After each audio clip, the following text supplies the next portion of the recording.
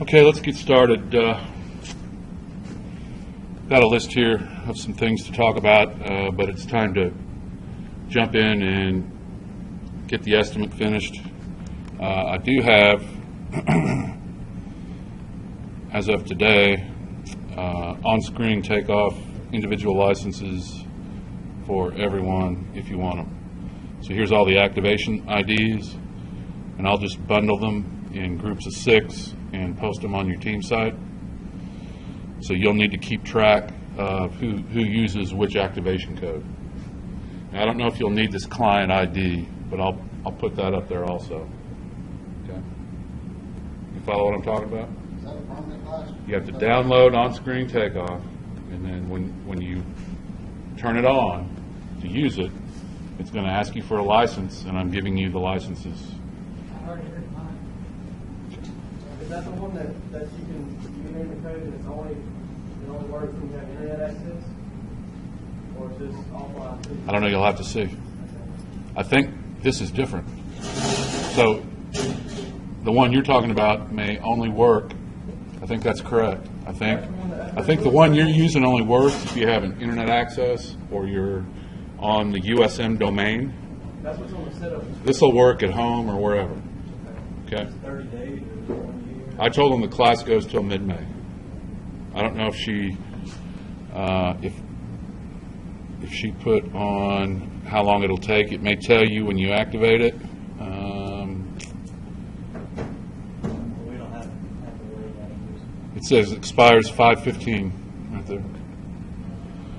So that's way past the time you'll need it, frankly. Because I'm going to ask for this. I'm going to ask for the estimate on March 30, with probably a work breakdown structure, something interim in between. Okay. So I kind of want to talk a little bit. I'm sorry if it's redundant, but I'll get this stuff out on the website tonight. Okay. Also, remember tonight there's a blackout with the Blackboard servers. If you didn't know, for other classes or something, at least from midnight tonight until 1 o'clock or 1:30, stay off Blackboard. Don't take any quizzes or tests or anything like that because they're going to turn the servers off. You probably can't even pull it up, but if you were on there doing something for another class, it'll mess you up.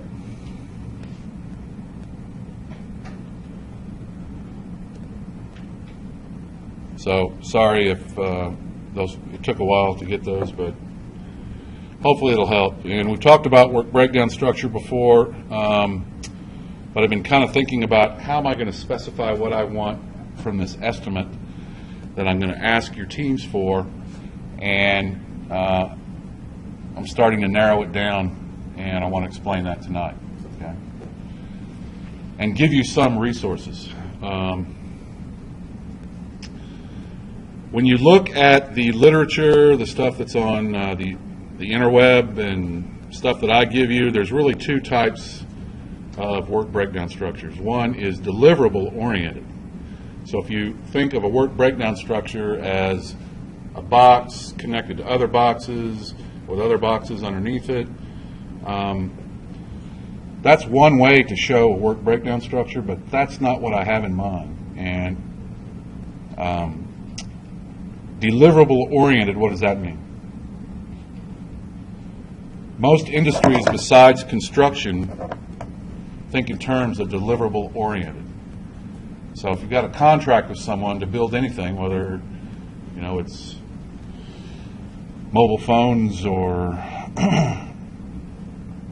anything, the work breakdown structure has the deliverables due built into it and kind of a main emphasis. Make sense? It's less task-oriented. I'm thinking, when I talk about an estimate, I'm thinking of tasks. All right? Work breakdown structure is a hierarchy of tasks. I don't care about boxes and connected things that look like org charts. I don't give a shit. When it's connected to the project, it's all about listing the activities, and that work breakdown structure that I'm talking about that's made up of tasks should explain your scope. So if you have a new field engineer coming on, I give you these list of tasks, you should understand what the scope is from that list. And you should be able to understand the scope quicker than spending 4 hours studying the drawings and the specs, which always is a good idea to do if you're part of the project team. But you get my point, right? So to me, the work breakdown structure is a list of activities. It defines your scope. It should be comprehensive. That's the kind of work breakdown structure that I'm talking about when it comes to the project and the estimate. But I also want another work breakdown structure from you, like maybe a week from today, from your team, and I want that to be a deliverable-oriented work breakdown structure, well, WBS and RAM, okay? And what's the deliverable that's going to be about? The estimate. So you have a list of activities that you need to create within your team to complete the estimate. Or you need a WBS to complete the WBS, if that makes any sense. Right? There's actually a recommended practice for that, and I've got it listed on this set of notes that I'll also put up tonight. It's called 35R-09, Development of Estimate Plans.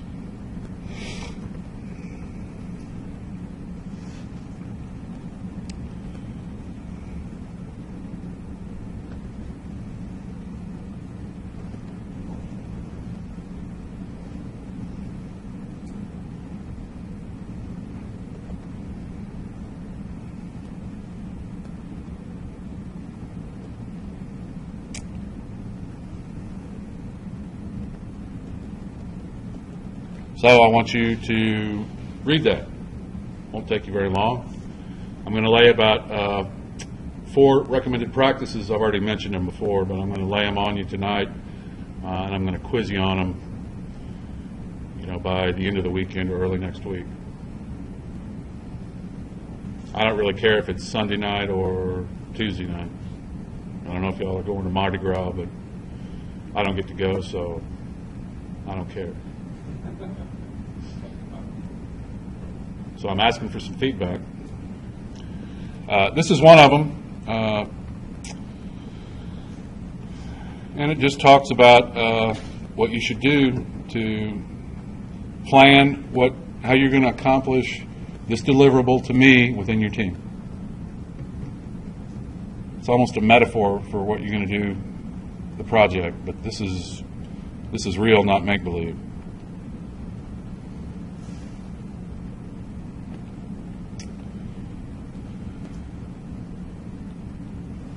And some of these examples, are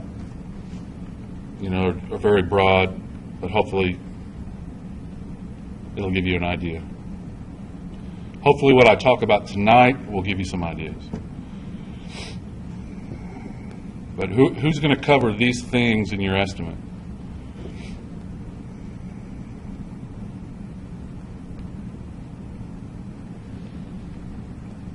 And this is really what I'm looking for. Kind of the same thing as a RAM. Make sense?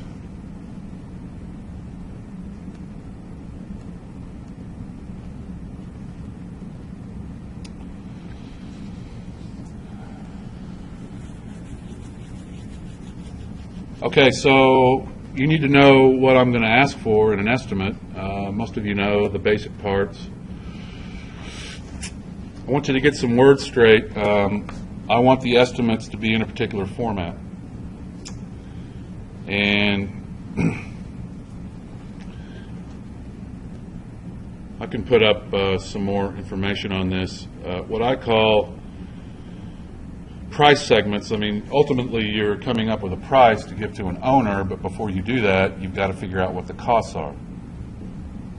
You've got to figure out what all your costs are, including overheads, and then mark it up for profit, mark your cost up for profit, and you come up with a price. So two very different terms and two very different operations.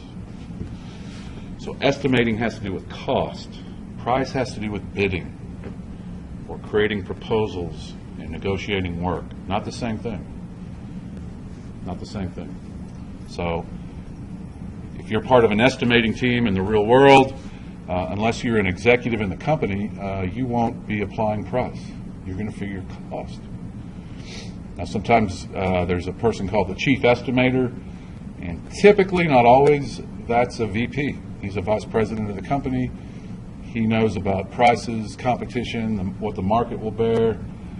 Sometimes he has the first dibs on setting price, and then other company executives may get involved. But I want the estimate segmented into direct cost, job overhead, business overhead, and profit. All right, so I should be able to see totals in your estimate of those three things. They should, all four of them should add up to the total price. Make sense?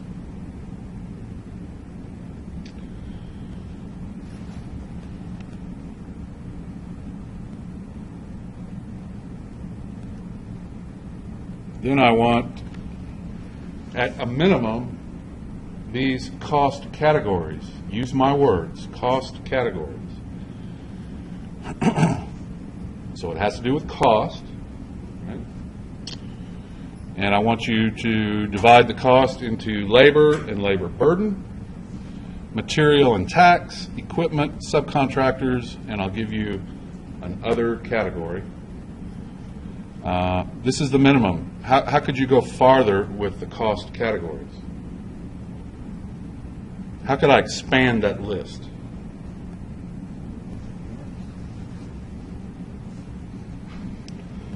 I'm not saying you need to. Sometimes the material can be split into consumables and permanent material. Sometimes that's important, sometimes it's not. Probably what's more common and is important, but I'm not asking you for it, you can break the equipment into equipment that you own versus equipment that you rent. Why would that be a concern? Not really. I mean, contractors have to know what their equipment costs them per hour so they can charge themselves in the estimate so they can get that back from an owner. If it's not part of your cost, you won't get it back. Contractors aren't very good at figuring out how much their equipment costs them per hour that they own. Follow me? And it's a lot easier to just call up in a rental place and say, what do you rent a D4 dozer for? And use that in your estimate. What's the problem with that?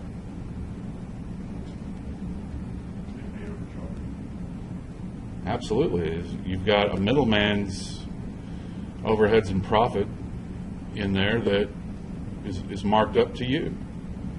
Anytime you take out the middleman, it's cheaper. One of the biggest reasons it's good to separate equipment that you own versus equipment that you rent is because the rented equipment costs will go out the door immediately before the project. Every month you're going to get a bill, and that's going to go out as an accounts payable. Equipment that you own, especially if you're through paying a note on it, if you own it free and clear, that's coming back as cash. So I would always look at equipment owned total versus the profit number and kind of look at them together. It just depends. It depends on if you're financing your equipment or you're not. Don't think that if you're not paying the note on it anymore that you shouldn't charge yourself in the estimate for your equipment. That's insane, in my opinion. But it happens. Oh, I get an advantage. yeah, you get an advantage because your cost's lower, therefore your price is lower, but you're going to have to replace it someday. And even if you own it outright, it ain't free to operate. It needs to be maintained, overhauled, fixed. And some types of work, probably most of them, but some types of work more than others, if your equipment breaks down, you're shut down. So equipment's a big, big deal. Anyway, do you know what I mean by cost categories? I'll kind of run through a spreadsheet and give you a better idea real quick of this stuff. I'm going to want some coding of the WBS activities. Sometimes that's called code of accounts.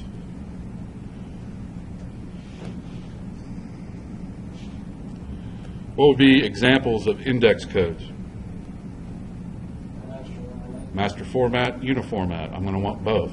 So we should be able to sort your work breakdown structure by master format or uniformat. Okay. Code of accounts is a little different. Does anyone know how it's different? What's a code of accounts? You call it different things. Sometimes, not always. A lot of businesses use the indexing codes, but how do you find out, how do you charge equipment hours and labor hours in the field, okay, to the project? How do you create historical data? If you don't have a code of accounts, you don't know if that crew was working on concrete flat work or concrete columns. So it's, you might think of it as charge codes. But a lot of firms just use master format. I don't think that's a good idea, but maybe it is. If it works and you're getting historical data and you're getting the right things in the field charged to the right places in the work breakdown structure, this is after the project starts. This is part of project control. Okay? Doesn't matter, as long as it works and differentiates, that's great. As long as I can find out what concrete columns cost me for the last 3 years on different jobs, it's working. Okay.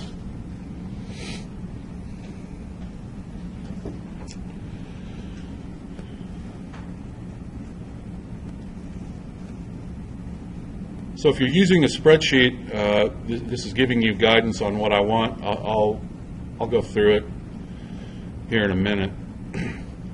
Any decent estimating software will already do this. If it doesn't, then you're not using a very good tool. It's claiming to be estimating, but it's junior varsity.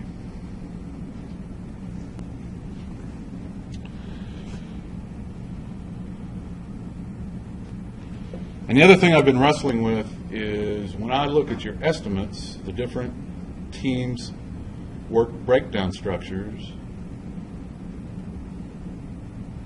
what do I need to be looking for? If you were me and you were going to grade these things, what would you look for? How do I know a good work breakdown structure from a not so good one?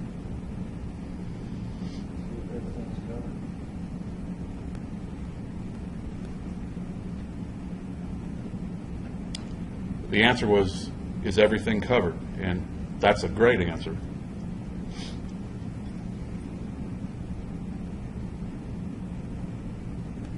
But couldn't you say, here's my work breakdown structure. It's 16 activities. Division 1, Division 2, Division 3, Division 4, all the way down to 16 for master format. And that covers everything.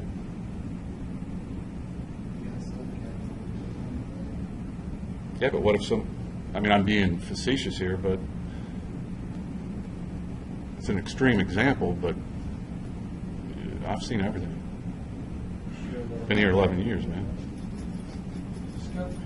So, if I don't discuss it up front and tell you what the expectations are, someone's going to give me, something that's way too broad. So I thought, well, the work breakdown structure could be way too broad, or it could be, can it be too detailed? How? How could it be too detailed? You get down to estimating screws, it's 850. Okay. You get that far. Yeah, you could say, you could create an activity for hammering each nail on the project, couldn't you? So how do I communicate, and how do we have a standard for what I'm expecting? That's my issue. And that's the reason why I put a couple of other recommended practices on here, and they're really for scheduling. But the reason I'm having you estimate this way with a WBS is to save you time, because the next deliverable is the schedule. If your estimates in a work breakdown structure, task-oriented format, you should just have to send it over to Synchro, create the logic, and you're off to the races. You should never have to redo that. I mean, the elbow grease is in creating the work breakdown structure and quantifying. Everything should flow out of that. Everything I'm going to ask you for should flow out of that work. The schedule, the work plans, everything that's going to need to be written should come right out of it. That's the hard work. So, I don't know if I've answered the question, but recommended practice 23R-02. It's worth a look at. I'm making you responsible for it. 23R-02, I said right.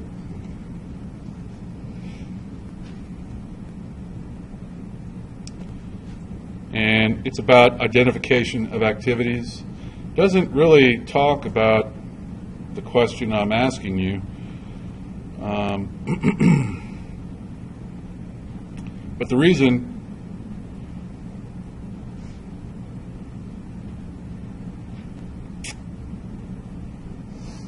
I'm putting it on the list is when you give these activities a name, typically start it with a verb.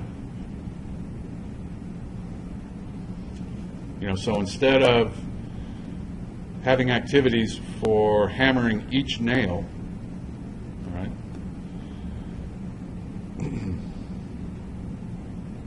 have an activity that's frame house, frame's a verb, or frame walls. Okay? And put all the labor for the nailing inside that. But you could say frame walls on front, frame walls on back, frame walls on sides.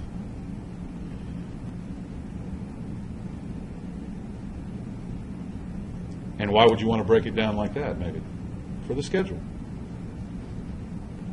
So I don't know, this is the hardest thing I've ever tried to teach since I've been here, is what level of detail and how do you construct this work breakdown structure, because I promise you it's the key to everything. If you get a good one, you're going to know it downstream. Okay. And the answer may be it just comes by doing it. I know you haven't done these all your lives. I have. So when I do a work breakdown structure, I know subliminally thinking, I want to break it up for the schedule this way.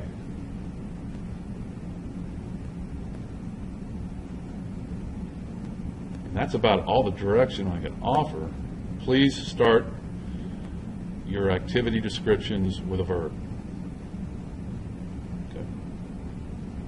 So don't give me an activity that says Portland cement concrete. You should say pour Portland cement concrete. And preferably where and what. Now the index codes will help. But if I don't have the database or a means book near me, I want to be able to see. And these examples here, that's about as long, like that begin base course 5th Street. That's about as long as I want a description. Don't write paragraphs in there. We're talking 2, 3, 4, 5 words, hopefully tops. And you can abbreviate. Just be consistent with how you abbreviate. I never write out Portland Cement Concrete. I always write PCC. So pour PCC.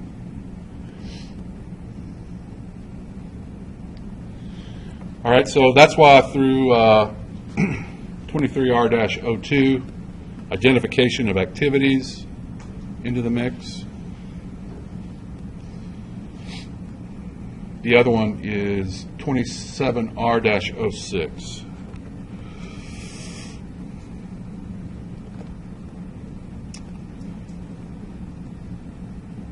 And it's about, this recommended practice is really about identifying how detailed a schedule is. But I thought maybe we could get some ideas because, again, we're talking about work breakdown structures. And I don't know how many pages this thing is. It's not a book. But if you get down, part of it is about engineering, procurement, EPC. That doesn't apply as far as I'm concerned. You can stop there. But they define 5 levels. So a lot of you are familiar, like with Microsoft Project, they have summary tasks. So a summary task might be, for instance, maybe one of the uniformat level ones. And then you have subordinate or child activities to that summary, and you can collapse it and expand it. I think Synchro does that too, I'm not sure. Pretty sure it does. Have you all fired that up, by the way? All right, well, I need feedback. It's time to start firing that up. I need to know. I can't remember if... I know I've got the licenses, so give me feedback. But read about these level 1s, 2s, 3s. Here they call a level 4. They say level 4 schedules are prepared to communicate the production of work packages. So think in terms of work packages. At the deliverable level, this schedule should reflect interfaces between key elements that drive completion of activities, typically presented in Gantt or CPM network format, usually provide enough detail to plan and coordinate contractor or multidiscipline craft activities. So you should be able to use the work breakdown structure we used to use it to create timesheets for the foreman. Audiences for this type of schedule include, but are not limited to, PMs, superintendents, general foremen. So I'm thinking, well, that's what I want. And then they come down here to level 5. Level 5 schedules are prepared to communicate task requirements for completing activities identified in a detailed schedule, usually considered working schedules that reflect hourly, daily, or weekly work requirements. Depending on these requirements, level 5 schedules are usually prepared a day or a week in advance. Typically, level 5 are presented in activity listing format without time-scaled graphical representation. Audiences for this type of schedule include, but are not limited to, supers, foremen, and general foremen. So based upon those 2 definitions, I'm thinking I want a 4.5. Does that help any? But please don't give me, again, this is the polar example, and no one in this class would do it, but don't give me activities by division.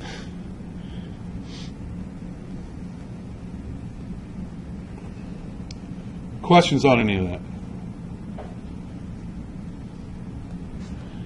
The last RP that I have listed on the reading list for this week is basis of estimate, and that's 34R-05.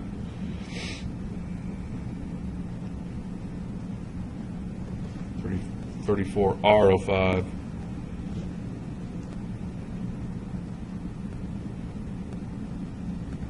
And what is a basis of estimate? Anyone read this? I'm going to quiz you on it, so there's your motivation. Estimate basis is a written document.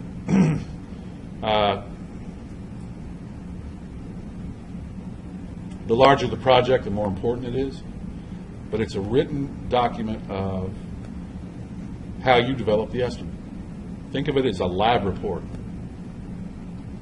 And it puts in your assumptions, your methodology, that kind of thing. Each team is going to give me a basis of estimate. So keep track of what you do. Document what you do. It's not rocket science. All you have to do, it's easy to write about something you've done. It's not a research project. It's something you've already completed. So when the estimate's completed, you're going to give me a report pretty much based on this breakdown here with the basis of estimate. That'll be one of the deliverables for the course. And it'll give you great ideas for your estimate as well.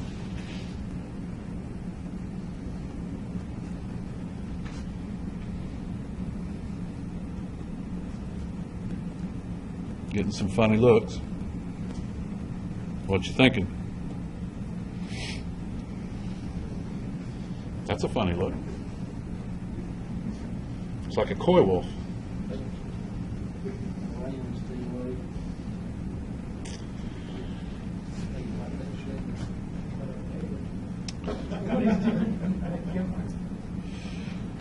Let me kind of give you an idea. I also call this a cost breakdown structure, but WBS is fine. Let's talk about what the headers would be.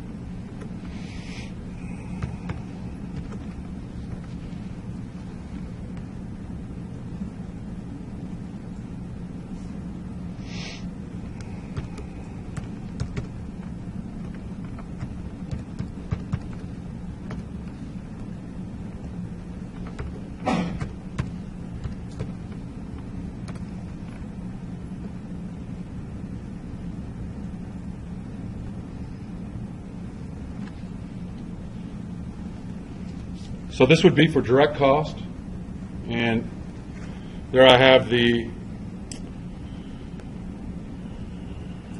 actually,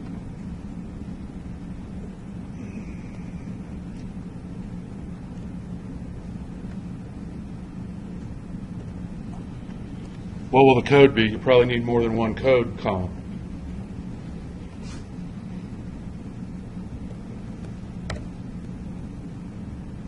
What's the code going to be?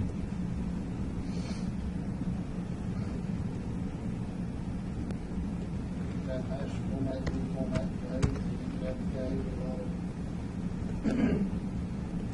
another code. Yeah. That way I can sort it however I want. You can have different levels of activities. You can have parent-child relationships, whatever you want to do. But you've got to quantify it. This is probably what's going to take majority of time. Unit of measure. I ask that you just be consistent. Either use 2 characters or 4. So, and if you're using a tool that has a predefined thing, it'll automatically be consistent.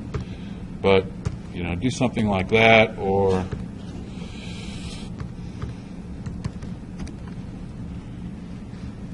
decide on 2 or 4.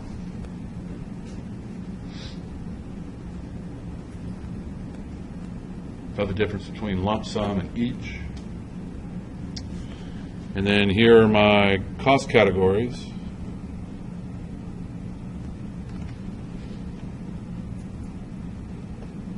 And so all of this should add up to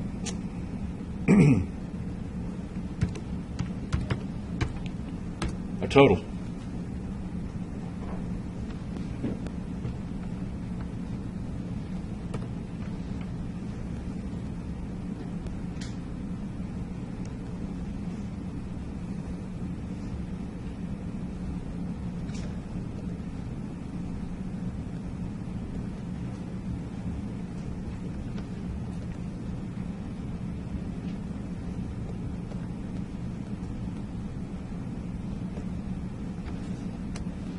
Something like that.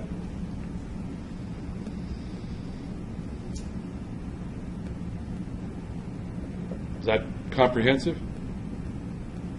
Actually, it's not.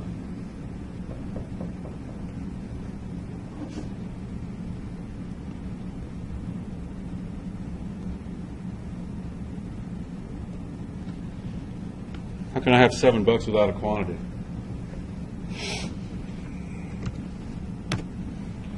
And are those categorized costs, are those unit costs or total costs? I want you to have both. So that's another condition of the estimate. So if these are all units, then this is a total unit price.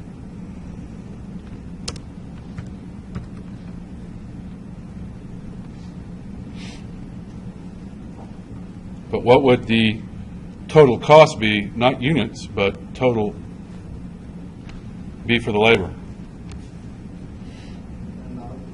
And, Yeah.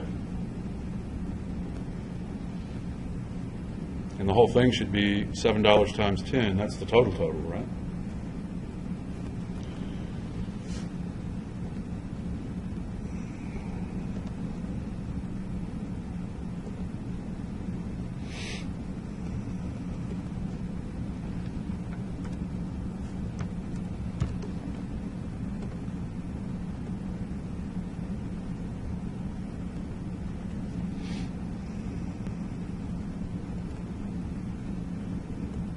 So you'll have another set of categories for the extended amounts or the total totals. Is that unclear? You know what I'm talking about? About to show you?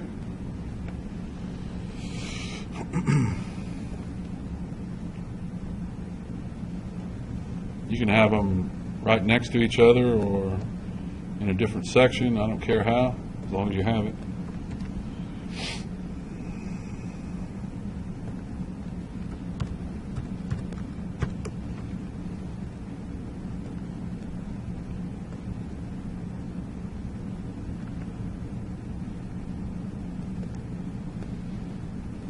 So what would this be? This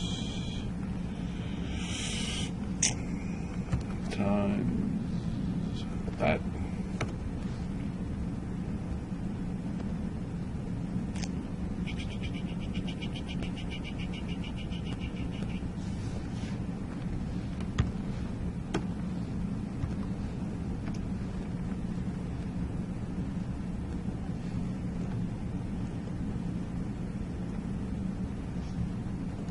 And total that.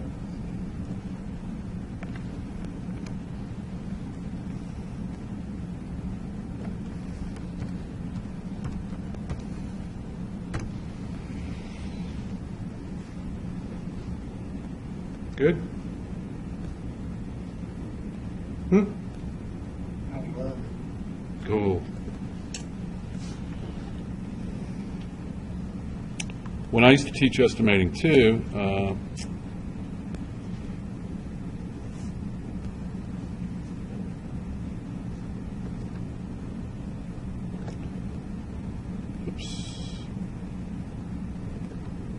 we used to use this kind of as a guide to build our worksheets. See, that's I'm not I'm just putting this up as a reference. You can do what you want, but you can see the segments there: direct cost, project overhead, business overhead, profit, and each one of those squares was kind of a tab in the worksheet, and this is how they interacted with each other. I'll throw it up if anyone wants it.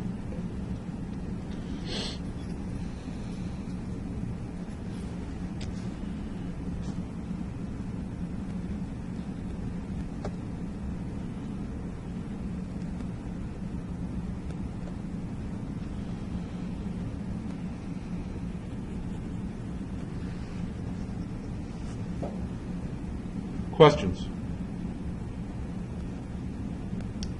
So I'm going to put a quiz up on those 4 RPs.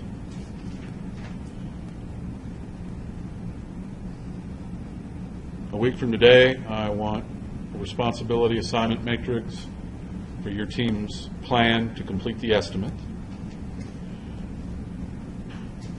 And I'm going to put a due date on the estimate deliverable, March 30.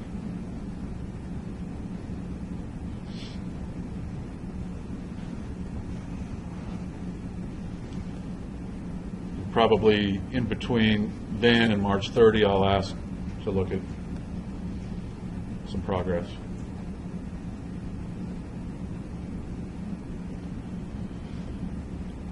Questions? There's going to be some, but is this more direction now for you? You know what I'm wanting? Yeah. For the RAM and initial WBS, do you want us to use the syllabus deliverables? The only thing I'm asking for on the RAM is for the estimate. If your team wants to put everything on there, go for it. But without having component parts of the other things and knowing, I mean, you can look at that basis of estimate recommended practice and tell what your report's going to need to have on it. Okay. So I'm going to follow that almost completely. So the estimate itself and the basis of estimate, you could definitely do a assignment matrix for that. Responsibility assignment matrix. Now, I won't ask for the basis until probably towards the end of the class. But the big deal is if you push the next month and get this done, the rest of the class won't be so bad. That's my hunch, based upon my experience in the competition teams and all that. You know, teaching estimating too, that kind of thing. But you got to get production out of your team members, and you got to contribute to your team. It's critical. So. Well, I'm going to cut it off there and let you cut out.